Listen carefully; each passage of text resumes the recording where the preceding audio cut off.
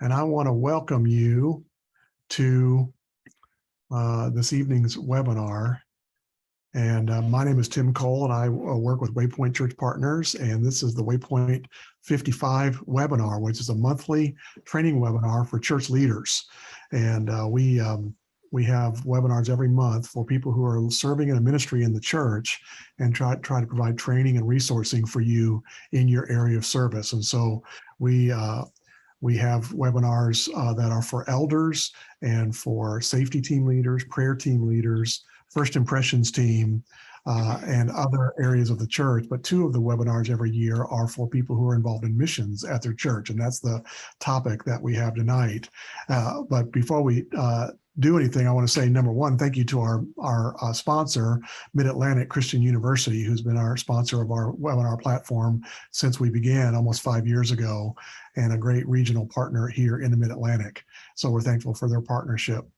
And if you're new to the webinar tonight live, there are a couple of things down at the bottom, and somebody has hit one already. There we go. There's a Q&A button.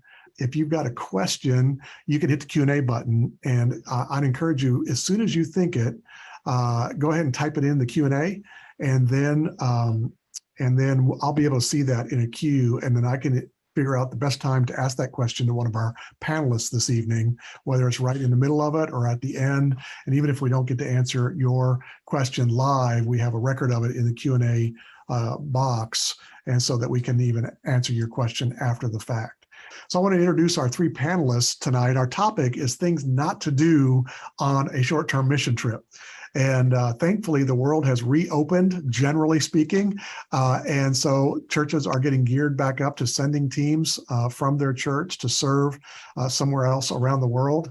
And so this topic is very timely. And so I've invited three friends of mine who are serving in different parts of the world, but have all got experience in hosting teams from the United States, and provide some stories and wisdom and insight on how your team can avoid the pitfalls that a lot of teams might accidentally fall into if you don't think through how you can train your people well to be good team members as they come to one of your mission partners' sites.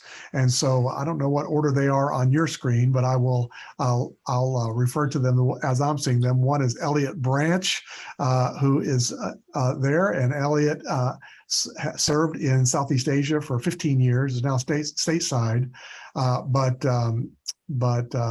hosted a lot of teams in that region of the world. And then we've got Michael and Roz Trusty, who are serving in Papamoa, New Zealand. And they have been there in that particular, is it 6 years? Is that right for you guys? I'm trying to guess. All right, 6 years. Planted a church called Current Christian Church there, and hosted many teams. Who doesn't want to go to New Zealand on a mission trip? And thankfully, I've had a chance to be there as well. So, and then the third one there is Susan Cole, who is serving currently in Managua, Nicaragua, but served until this summer in nearby Granada, Nicaragua, hosting teams at a large mission organization there in Granada. And so, and she happens to be my daughter as well, my older daughter. And so I've known her for quite a long time, and I won't tell her age, but these all have met each other a little bit along the way. And so it's good for them to kind of even rekindle friendships through our being here tonight. But I want to dive into this conversation that we're having here, that we get to have with many of our webinars. We've got a YouTube channel. You just search in the YouTube for Waypoint Church Partners, and all of the webinars that we've done over the last 5 years are on that YouTube channel, and they are organized in playlists. And so there's one for all the ones that we've done for prayer team ministry or safety and security, or other ones, but particularly you'd be interested tonight in the ones that are for missions.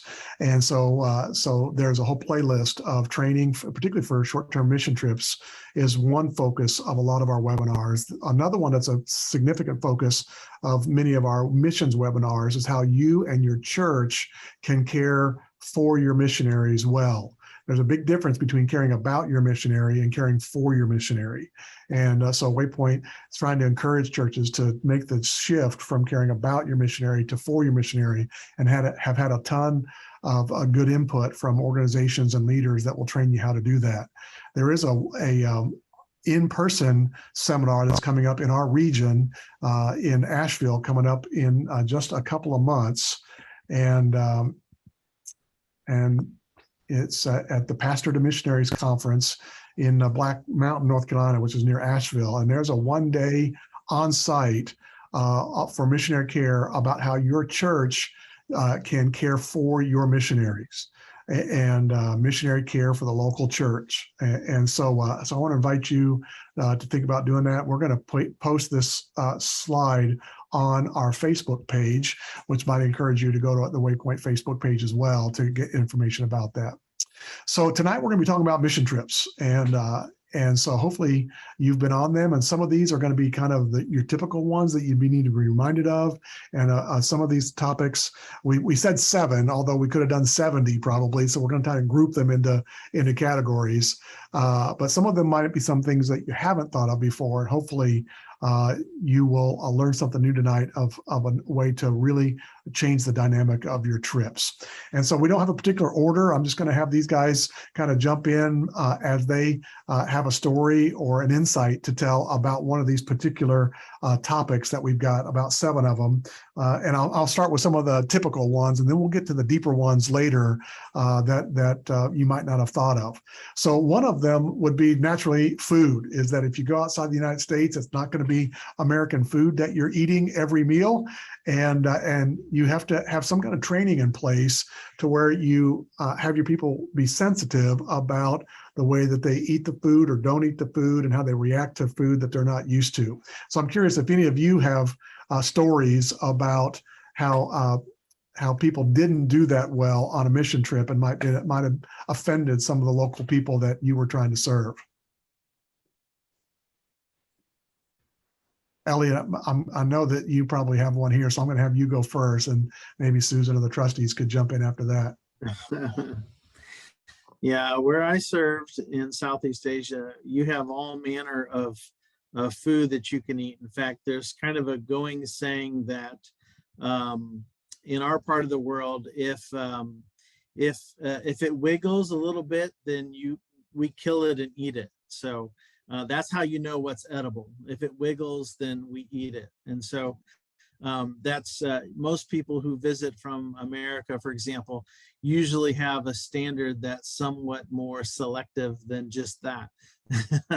And so sometimes people freak out a little bit. Now, I think that for any good, hosting mission trip experience, it has to be a good partnership between the host and the visitors. And I think it's always good to gently challenge people, but not necessarily purposely try to freak them out. So I always took the attitude of let them know in advance if they're going to be eating something that might be out of their comfort zone, but never say, eat this first and I'll tell you what it is later. But a very common thing that isn't really too far out of the comfort zone, in my opinion, is eating fried fish with the head still attached. But for a lot of people from America, that is quite challenging, we found. And some people have refused to eat fish like that. And usually they will say something to the effect of, I don't like to eat food that's looking at me. My wife, who is from Southeast Asia, would say, well, just eat the eyeball first and then it can't look at you anymore. Yeah, all right. Any other insight from Susan or the trustees on food? And of course, we want to talk about the why in just a second, but any stories or insight about food and how it's different from the United States, and how teams might react to that? I'll say we have similar situation here, especially with fish. They a lot of times will ask, do you want your pescado con ojos, or so with the eyes or without the eyes? So I definitely understand that situation. But thankfully, our ministry base has been serving American teams for a long time. So we do try when they're on campus to make that as approachable food wise as possible. But I guess the point when I was thinking about it is really more interacting with people in their homes or in their environments, and hospitality wise, they're really going to want to share the things that they have. And so we have found, especially with like younger people on teams, it is good to do a little bit of coaching ahead of time of like, how do you like nicely like accept this hospitality without necessarily eating something that you don't know exactly what's in it, and it potentially could be not great for your stomach. Being willing to take the plunge is great, but within reason. Yeah, that's I wouldn't necessarily say there's like 100% right answer on how to say that to locals, but just being aware that things will be gifted to you and you're not necessarily required to eat all of them, but you need to be thankful and gracious for the things that have been prepared and given to you. So Michael or Roz, I don't know, New Zealand's got great food. Not that the other two places don't, but I don't know if you got any stories about anything that's significantly different for you guys that Americans would have a hard time eating. Well, no, we don't eat anything that wiggles here, but we, I would have thought the food is all pretty good. You can find something that you're going to like, or you'll be fine, But we have had a team that the food just wasn't good enough, and they wanted to go out to restaurants, like, they just wanted to go out to more expensive restaurants than what anybody, was really comfortable with. And they wanted to take their time over, eating where, we kind of had things planned, and so just sort of being aware that it's just food. It doesn't matter, that's quite offensive to people by, sort of being told that you're, oh, well, we just want to go nicer, even though in New Zealand you can't really complain about the food. So Yeah, no. Well, from the other two locations and from where we used to serve, one thing that, and this is probably one of the principles, is that I'm surprised at the number of churches that don't have very much pre-trip orientation for their teams. And I'd really strongly recommend that you have team meetings and that you share some of these stories and conversations about what's going to happen on your trip. And one of them would be about the meals, but it's not about the food. It's more about the hospitality. And in many places in the world, if you were to calculate the cost of the meal that a person is preparing for you, it's proportionate to their income is significant. It could be a week's pay that they're putting out for the dinner that they've prepared for you. And so to turn up your nose or refuse to eat it or whatever, it can be quite an insult. And so you've got to be sensitive to that. But I think the pre-trip training and conversations that you'd have. And so a trip isn't a week long, it's a week long plus these meetings that you would have beforehand and some conversations about processing of what you learned on your trip afterwards. And your trip is actually months as a team, even though it might only be a week or 10 days in and of itself. And so that's the first conversation that we have is about food. And another one would be, and again, the trustees, well, it's only slightly this, but about the language is how you can make an effort or not make an effort to learn or use the language at all. And so I don't know if you guys, again, Susan or Elliot, have a story about that, but Americans are strangely so egocentric and think that everybody in the world speaks English, and a lot do, but a lot don't. And so I'm curious what you guys would say about team members or teams that don't make any effort whatsoever. Yeah, if a team is coming to spend a week or 2 weeks or even a month, nobody expects that they're going to, come close to learning the language fluently or anything like that. It's more of an attitude, and that kind of goes along with the food, both the food and the language. When you make an effort, like where I serve, the food might be very spicy. And if an American comes and tries the spicy food and it burns their mouth and they're like, ah, and the local people think it's really funny, but they love it that you made the effort because you're trying to eat their food and it communicates to them that you love them. You want to try their food. And the same with the language, even if you totally mispronounce and crucify their language, you're making that effort. And that's a compliment to them. It's a huge compliment. And if you speak a complete broken, version of their language, they are just delighted because you are effectively saying I love you by trying to speak their language. And I can't tell you how much that means to them. And so by withdrawing from the food or withdrawing from the language, both, it's kind of like saying I'm too good for you, and I don't want to even dabble in your food or your language or your culture or anything. And that puts people off. And that, I don't know if that's universal, but I'm guessing it probably is to some level. And so for me, when groups came, I could tell, when I would always get them in a mixed company. I would get them around my family and maybe some of our expat team, and then around some local people too. And I could see the people in the visiting group who would gravitate towards the local people. Even if they couldn't speak the language, they would try to listen to their broken English, or they would call me over and say, hey, can you translate? They just wanted to know them. And they would, tell me how to say this in their language, and that desire to try really spoke volumes. And I think that's important. Yeah. All right. Yeah, I would agree. Thankfully, Spanish is not so far off from English compared to the Asian languages. But yeah, it's especially where was at in Granada.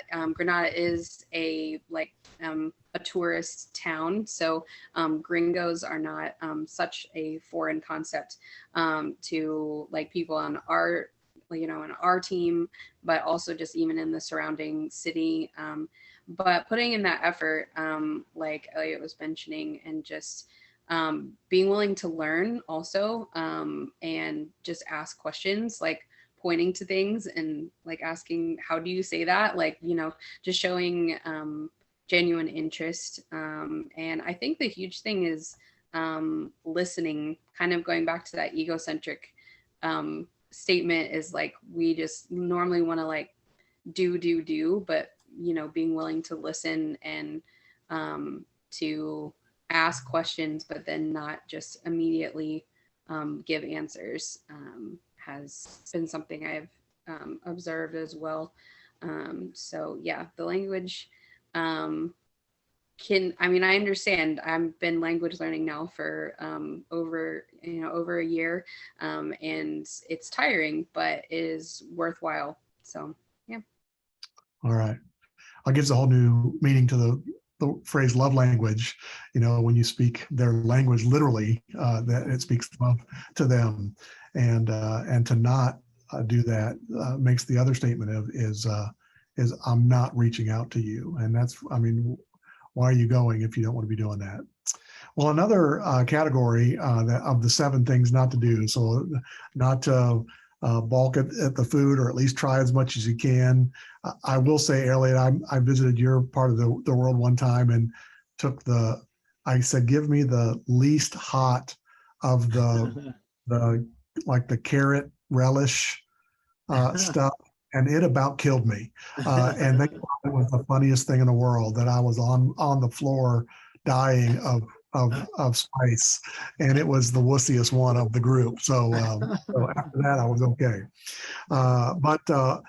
But one thing I would say, the next category is you as the missionary, make requests of the team about dress or actions, and that the team decides that no, they're not going to do that.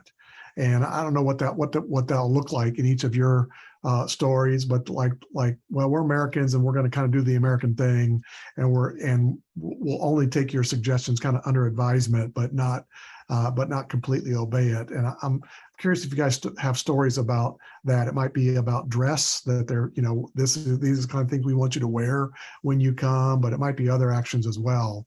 But how have you experienced that kind of trouble or conflict with with a short-term team that doesn't want to do exactly what you're hoping they would do? I can jump in first this time. They, we especially on our at our facility hosted a lot of teams that were younger, like college age teams that were also led by college age leaders. So they were definitely more likely to ignore some of our requests, unfortunately.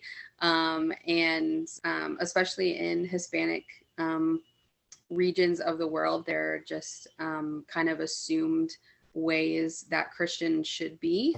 And then as soon as you step outside of that, we use the phrase like you lose your witness as soon as you step outside of those things. And so not that we don't understand, contextually that doesn't make us less Christian, like less of a Christian, but in the context of where you're coming in the world, it does.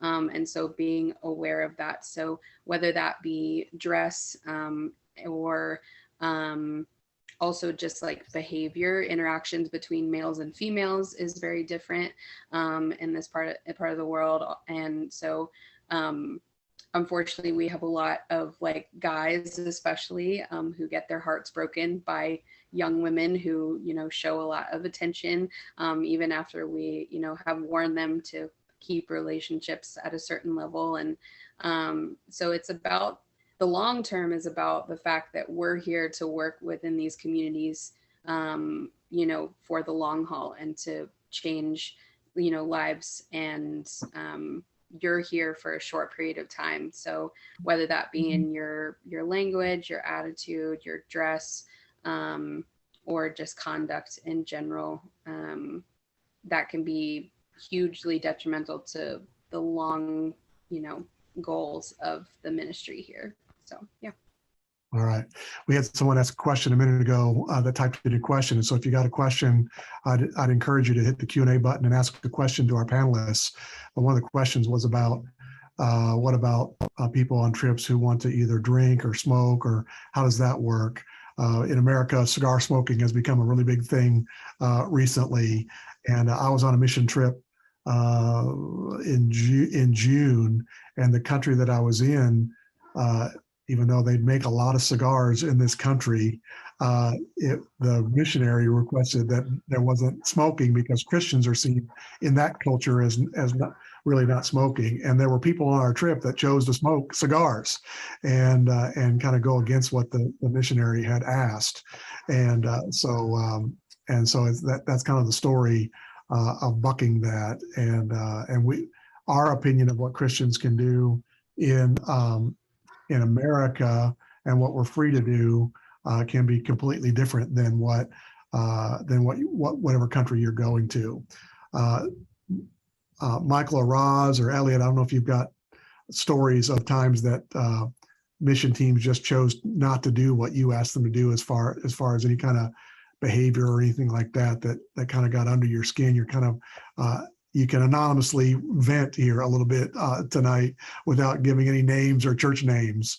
But you were a little bit frustrated by someone that what you said, hey, please do it this way. And they went and did it some other way.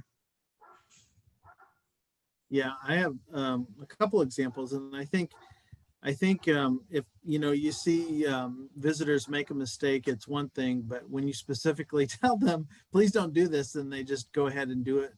Then it's, I think you feel it's more offensive because it's really like saying, no, we know better, ignore your advice, even though you've been there maybe for a decade, and they feel like, no, I've been here a week. I can see, the situation and you're an idiot. I know better. And that's kind of like, whoa, that's kind of more offensive. But a couple of things like that that stick out in my mind is one with like wearing shorts, because I worked in a really hot tropical country, and we asked our visitors, especially when we would go to worship meetings or where we were teaching and training in those kind of situations, or when we were out in general, other than like playing sports, not to wear shorts. And, obviously in America, when it's hot, we put on shorts and we go to church in shorts. And American culture has changed, back, 50 years ago, you go to church, you dress up for church. And nowadays we kind of downplay that. We're like, no, we value being casual and comfortable, and we dress for our own comfort rather than to show respect to others. And so in other places, you don't dress for your own self, you dress for other people, but it's really hard for Americans a lot of times to understand that. And but it's more than that. There's the whole social hierarchy. Americans value equality and everything's flat and equal. And in places like Asia, you have the social hierarchy, and where you fit in that scale depends how you act. And so Americans would come over and look at other local people who were kind of lower down on that social hierarchy, but assume they were equal, and see them wearing shorts and assume, hey, if they can wear shorts, then why can't I? And ignore my advice and just do that. And it would be completely inappropriate for their social status that they were coming in at, but they couldn't see that. And so one of my sayings is that we humans are convinced of the purity of our intentions and the objectivity of our perceptions. And so it's like we just assume that we're completely objective in how we see things, and we need to trust that we don't always see things the way, that things aren't always the way we think. And so to trust the advice of when the host, people who have been there a long time, say, trust me, just do it this way, take that advice. Another situation had to do with like giving money, and the whole, I'm just going to dole out money and give you all this stuff, and that can cause, the whole money issue causes lots of problems. And we had one person in particular who kind of formed what I called a sugar daddy or sugar mommy relationship with a local person, and just started dumping all kinds of money. And even while her husband was there on the trip, and he came to us and say, hey, I feel like she's cheating on me with this local person because she's just giving him all this attention. And even when we talked to her about it, she didn't want to listen to us. And so that was kind of a difficult situation. Yeah. All right, we're gonna come back around to that Okay. that concept, but for as far as relationships and any Yeah. kind of special attention is another topic. But Michael or Roz, have you had any trips come since COVID and I don't know what New Zealand is like. Of course, for those who are viewing tonight, Michael and Roz are tomorrow. They're at noon tomorrow on our webinar. But I'm curious if you guys have had any trips yet. But we're looking back pre-COVID, because I know you guys locked down pretty hard. Was there any occasion where you got pretty frustrated with a person or a team that just kind of chose to do things their own way? Yeah, there was one time where it just seemed like the team just wanted to bring America to Papamoa. So it was sort of everything. It was the vehicles that they were driving. It was the food that they were eating. It was the times they wanted. It was, yeah, it just seemed like, they just wanted to be completely comfortable and just sort of learn a little bit when they were sort of ready. It was just a bit of an attitude with several different things. And I guess, that would be, just going back to the attitude of why are you going? And if you're leaving America, then you have to leave America. You can't try to take it with you. All right. Well, that's another topic. And I'm not taking, obviously you guys know, I'm not taking our topics in any particular order that we had talked about, but that's one of the deeper ones that I want to jump into right now, just because you bring it up, is that probably the first mission trip I went on in college, I naively thought that I was helping bring God to this country. And in our debrief, when we came back, one of the things that we said that we realized was God's been there all along, and it wasn't our job to bring God from America to that particular country. And so I'm curious what kind of input, and Raj, you just kind of brought that up a little bit, but any of you, how you felt teams have felt that way or acted that way, and what kind of insight you could give on the way that they should be coming as they bring their trip to your place in the world. Oh, so our big context here is that because New Zealand is a Pacific island that sometimes gets cast in with some other countries that are not as economically stable and such. New Zealanders have quite a complex about even anything remotely in the category of missions or third world country that somehow needs people to come share the gospel. So we could never use that term here, and we would always advise any group never to use that term. It's just something that most Kiwis have no concept of, other than we must be calling them like a third world country. And so they don't have it in context to just a need for Christ, that we are living in spiritual darkness as a whole in the country. And there's such a need to bring examples of Christ likeness and just that partnership around the world of Christ's followers coming in to share Christ. So our big thing, in I guess that in relationship to that, is just helping people understand to not use certain terminologies for like mission trip or something. We have to encourage groups not to use that kind of terminology at all. So Yeah. What phrases would you use instead of a mission trip that you would teach teams or ask teams to use? More in line of service trips or cross-cultural trips, partnering. We make sure they know this group is connected with us, and so they're genuinely coming over to help us sort of move the ball forward in our outreach to a community. So we always like to involve that community element, that we're just trying to make more impact in our community, and these people have come to just add support to that, not be the main drivers for sure, but to add support to what we're doing in our community. Yeah, I think that's a great principle that probably a lot of churches and mission team leaders have maybe never considered, is to choose other phrases for their mission trip other than mission trip, because it can easily communicate we think we're bringing God to you rather than God's in your country already and we're here to serve you. And so I think that's a great principle. Susan or Elliot, I don't know if you've got any input on that, of where you've seen teams accidentally or naively think that the American church was what needed to be brought to your country. Yeah, I think with the trustee situation, where it's an English-speaking country, it probably is more vulnerable to those words being used and heard. And in our situation, where people would use that terminology, they wouldn't even necessarily understand it. So it's not as big issue, but the attitude can still be there. I realized once when I would have groups come over and I'd have them teach and I would translate, and they would be teaching a lot of times kind of assuming that what they needed to convince people not to be atheists, but to be Christians. And I realized they were speaking to the kind of the dilemma in the American mindset: should I believe in God or not? And that's not really where the people were. And our people would ask them questions back about, can we eat blood? What if the blood is raw, or versus what if the blood is cooked? And the ministers were like, in my years of ministry, I've never been asked that question before.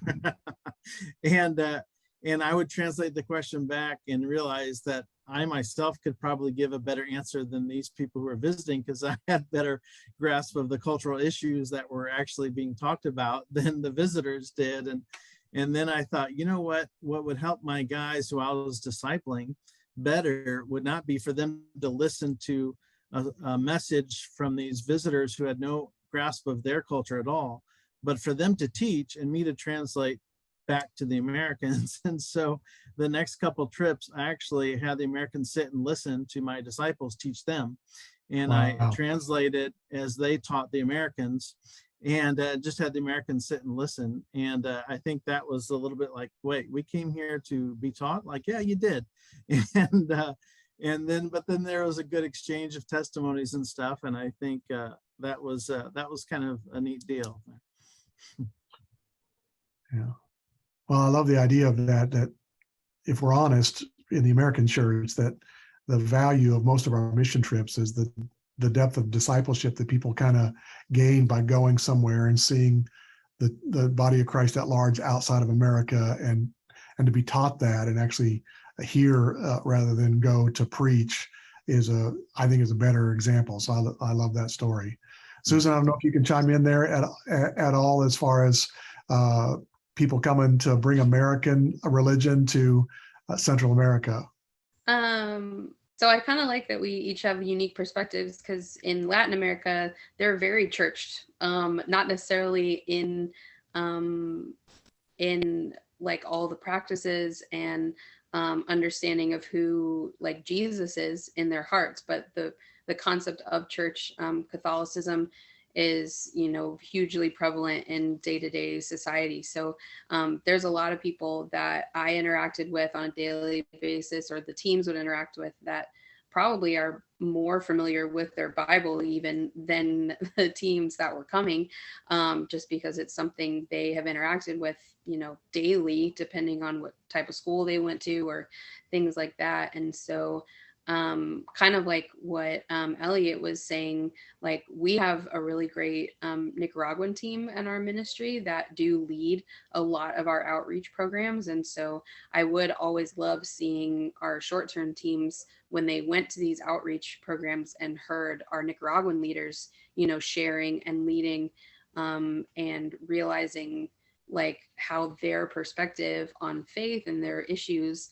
though so different. Nicaragua is the second poorest country in the Western Hemisphere, right above Haiti. So like there are real needs, real, you know, fiscal and spiritual needs, but the issues that they deal with faith-wise are the same. Like all those issues are the same.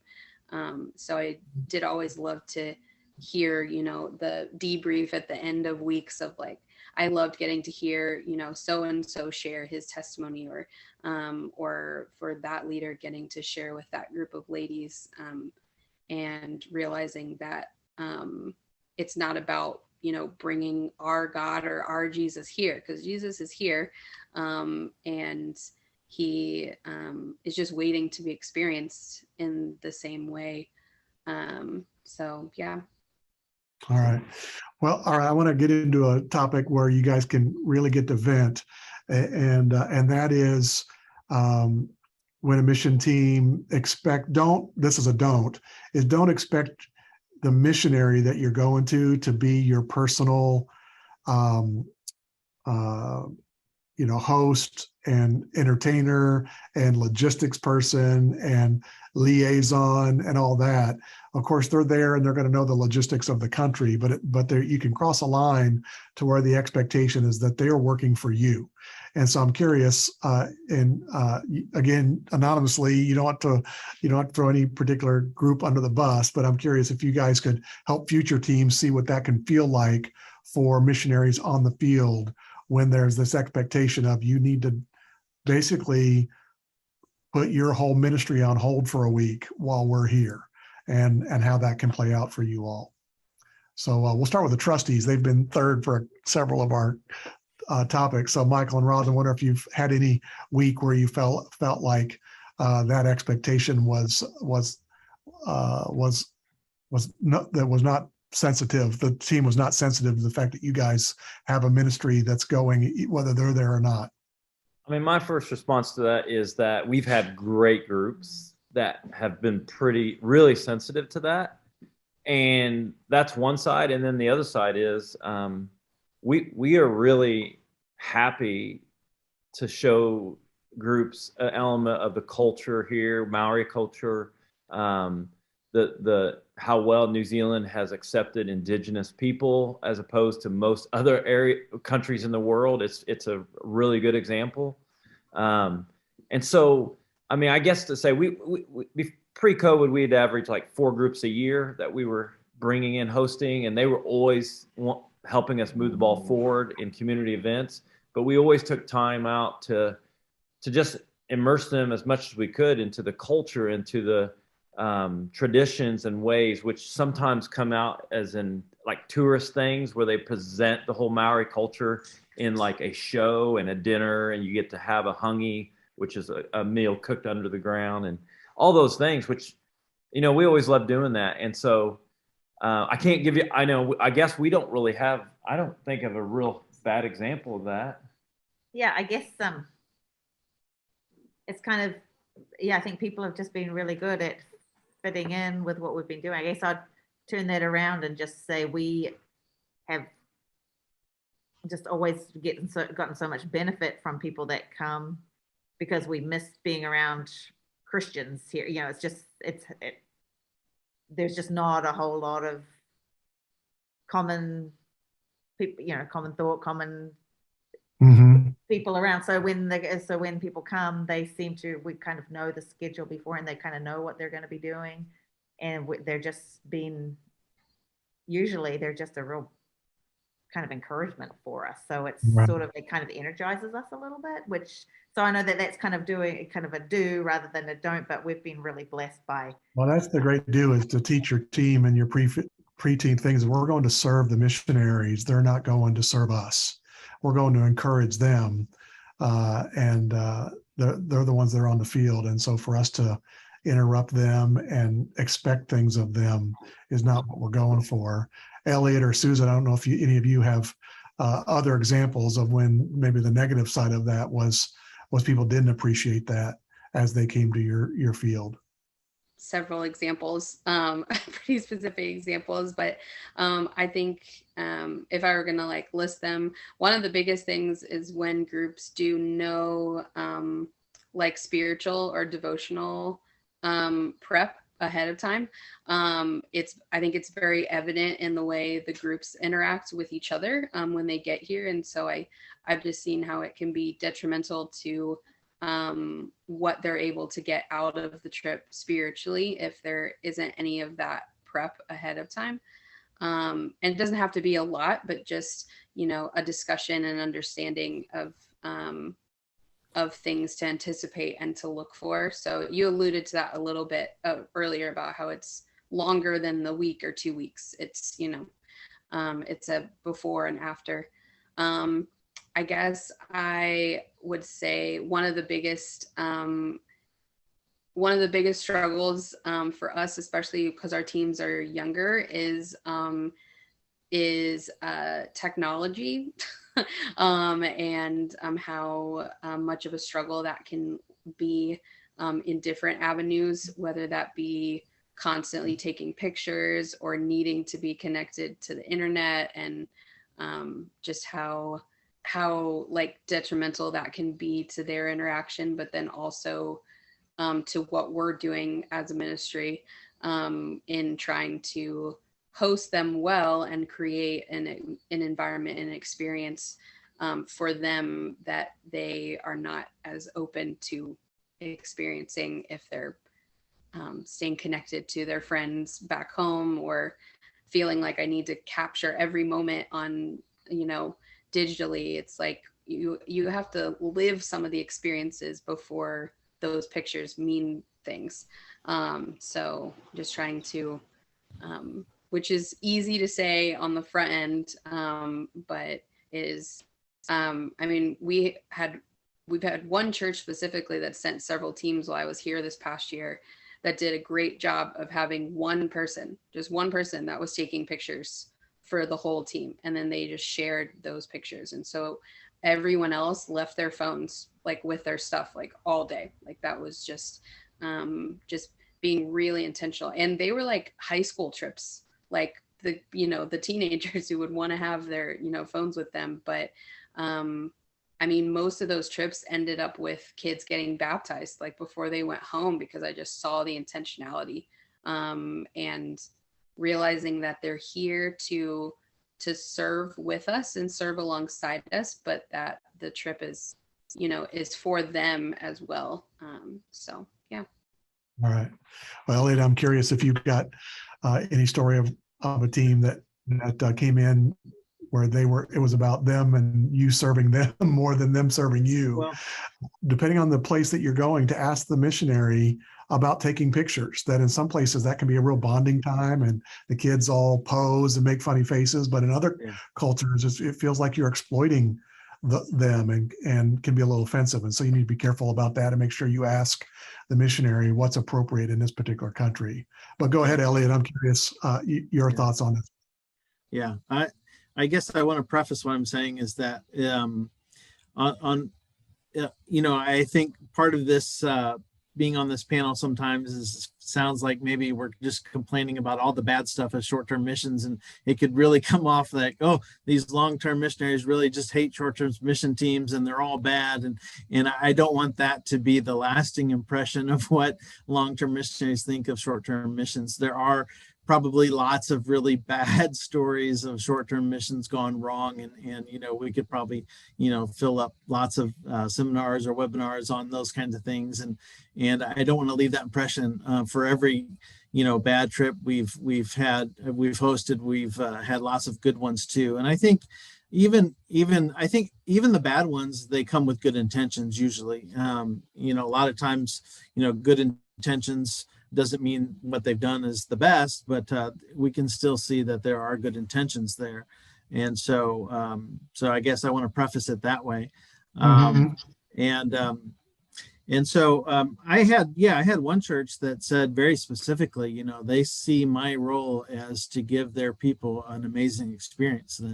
And they said that when our people come back, we want them to tell the rest of the congregation that was awesome. And so my job is to make sure that they are able to say that about their experience. And it was specifically laid on me like that. And I had a little bit of a problem like that, because I kind of felt like kind of what I was intending to do there long-term, for the long-term effort that they were supporting me to do to reach our unreached people group, was kind of secondary to making sure that their trip was successful. And I kind of feel that was a little bit turned around. I felt like, hey, our long-term effort is really what's going to make the long-term difference. And, the short-term trip should ideally, I think, help support the long-term effort, and rather than the other way around. That's kind of how I felt about it. But it's going to be a burden, and I'm okay with that. With a few exceptions, most every team that comes says we are here to serve. We don't want to be a burden, and I appreciate that. Every group is a burden to some extent, and that's okay. We're happy to have them, because we're happy to have visitors. We're happy for those who support us to come see, taste, and touch, and to meet our people that we're working with. And I think as hosts, we love to show and tell, say, hey, look, this is what I've been telling you about. And we love that. And we love the burden that it is, for a little while to host and to do that. But we do appreciate the attitude, I think, to serve. And then when we give advice, please don't do that, do this. When that's taken, that means a lot. When it's ignored, then I think that becomes the biggest burden. So yeah.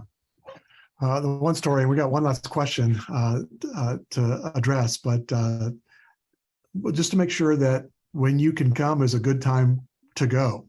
And I've had missionary friends that have told me, well, this group came and it wasn't a good time for us, but they said, we're coming this week, and so it kind of crosses that line of, it's about us and when we can come, rather than saying, is this a good time for us to come in your ministry calendar or your national calendar or whatever. And but that long-term effort, are you helping move their ministry forward, or do they have to pause their ministry for your team to be there for a week or 2 weeks? And that's the question as a team leader you've got to ask. Well, I want to come back around to that last topic that we put on hold there, is about special relationships that you might have with people on team, whether it's financial or romantic relationships that should be off limits. I know we served years ago in Ukraine, and we would tell our people, this is the going rate for a driver for the week. And people this was a long time ago, but they would typically make $3 to $5 a week at their job. And so to give someone $50 tip at the end of the week created problems, and Americans couldn't understand that because then there was some competition and all kind of things that they couldn't appreciate. And so I'm curious if you guys have any stories about either of those, either friendships or Elliot, what you described as sugar daddy relationship, where there was financial, favors being given to a particular person in your ministry. Yeah. Well, we had one group that wanted to buy soccer balls for our whole entire village, and to say that this was from the church, just a gift from God to bless you people. And I said, there's no way we're going to do that. And he could not understand why, and just saw me as this, the Scrooge kind of person. I said that the communist would see immediately, this is how you influence people to oppose them politically. You're buying political capital there, and that's going to cause us huge problems. You don't do that. And he'd never thought about that before. He was like, no, we're just showing the love of Christ, was his thought. It was like, that's going to get us in huge trouble if we just start giving everybody a soccer ball in the whole village. Because he had heard about some other mission group doing that in Africa, and he thought that'd be a good idea to do that here. And when I shut it down, I tried to be nice about it, but he just thought it was really cruel, that I would shut down such a great idea. And yeah, so then there's been many ideas like that where people just, they have a charitable heart, they want to give out money. And when you shut it down, you're like, you're so cruel. How can you possibly, say no to that? Because we have, they don't. So let's fork it over. And trying to help people see that causes lots of issues, and there's ways to do it, but usually, roundabout, not just directly from the visiting American, to the person in front of everybody. You do one thing for one person, everyone else is jealous and they hate that person, and it just causes lots of problems. So yeah, you got to be very careful how you handle those things. Or they just think you hate soccer, apparently. And if you've given out American footballs, have been fine. Yeah, that's right. Yeah. So, trustees or Susan, do you guys have any stories of either romantic relationships or financial relationships that might have been problematic? No, everything in New Zealand's so expensive. Nobody's really offered to that comes here with that much cash. So we haven't had that kind of. I guess I would say I would add just making promises you can't keep. So whether that be just like, oh, we'll keep in touch, or, oh, like I would, yeah, sure, we'll call each other and things like that, especially with how technology is today, is like, you have a lot that you're going back to most likely after this trip, but their lives are potentially not very full. So you saying like, oh, I'm going to stay in contact can potentially be detrimental to them, their trust and their, ability to, look to our ministry who's still here, and that sort of thing, in the way that that relationship was intended, or that statement was intended, but that's not necessarily how they'll take it if you can't keep whatever that promise is. So yeah, so I would say, even if it's not money, if it's, promises of some kind, money has been an issue here, especially within our ministry. We've unfortunately had to even like tell certain Nicaraguans that they can't be involved in our ministry anymore because they're so adamant about continuing those asks and those relationships with Americans after they leave. And unfortunately, because of how desperate the situation is for a lot of families, there are some who choose to act very desperately, and it will work for Americans most of the time. But it leaves a poor taste in people's mouths and becomes more of a negative than a positive that it's intended to be, I think would be the thing. Not that there aren't a time and place. We always encourage people, if they want to give to a certain person, to possibly think about giving the money to us as a ministry and seeing if we're able to give it to them through them working or, doing another act in order to earn that money instead of it just being given to them. And also just creating a pride in, earning that and doing something in response for it. So there are ways of doing that positively. Yeah, I think there's one good principle, and then we got I'll finish up. So thanks for all your input. And Elliot, I do want to ask you about your book here in just a second. But if you're going to give any gifts, whether it's financial or otherwise, this is a principle as a mission team leader, if you're watching tonight, is that you would just always ask the missionary, is it appropriate for me to give so-and-so this thing, whether it's money or something else, and let the local missionary advise you on that. And your team needs to know that that's the principle, is that they shouldn't be slipping people things under the table secretly because of the implications that might have for the missionaries' impact moving forward and for future trip members as well.